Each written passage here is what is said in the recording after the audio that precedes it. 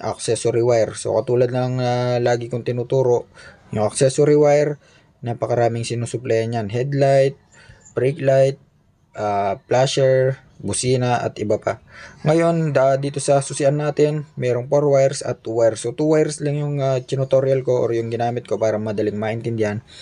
At meron tayong separated video nito kung ano yung kaibahan ng 2 wires sa 4 wires.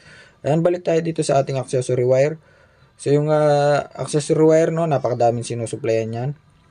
Andiyan na yung busina, headlight at iba pa. So ngayon, dahil starter yung tutorial natin ngayon, siya yung bida ngayon, ano. So kukuha ng positive, ayan, ano muna natin, no. Turo muna natin yung components ng ating starter. So syempre meron tayong starter motor dyan, merong push start at merong starter relay. So yan lang yung mga kailangan natin at syempre battery. So ayan. So bali ito yung pinaka main ignition switch ng motor, no. So kabuang switch yan. Ayan, mapapaandar na natin yung motor.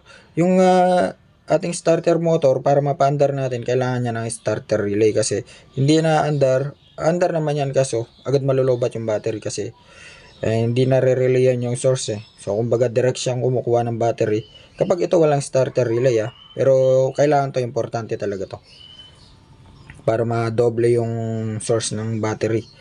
Again, ayan. So sa push start, para mapaandar natin yung starter motor natin, kailangan ng positive ng ating starter relay. Positive at negative lang yung kailangan niya, tulad ng mga tinuro nating ng mga nakaraan, no, sa mga relay. So kailangan niya ng positive at negative kasi yan yung ating trigger. So kukuha ng positive yung ating starter relay papunta galing dito sa accessory wire. Ayan. Makikita natin yung yellow na may red kulay dyan, ano. Ayan. So lilipat lang yung source dyan. Kapag pinush mo, lilipat lang yung source sa kabila. Ayan. Pupunta dito sa starter relay. Ngayon, tulad nga ng sinabi ko, kailangan lang ng positive at negative. So yung negative, hindi naman mahirap yan. Pwedeng kumuha tayo sa negative terminal ng battery or sa chassis or yung body ground na tinatawag. Ayan, napakadali lang. So trigger na yung ating starter relay. Then balik tayo dito sa may makapal na wire. So yung lagi nating nakikita or yung lagi natin tinuturo, which is pupunta lang yan dito sa starter relay. So makikita tayong dalawang tornilyo dyan, ano, dalawang nut, which is 10mm yung sukat or yung size.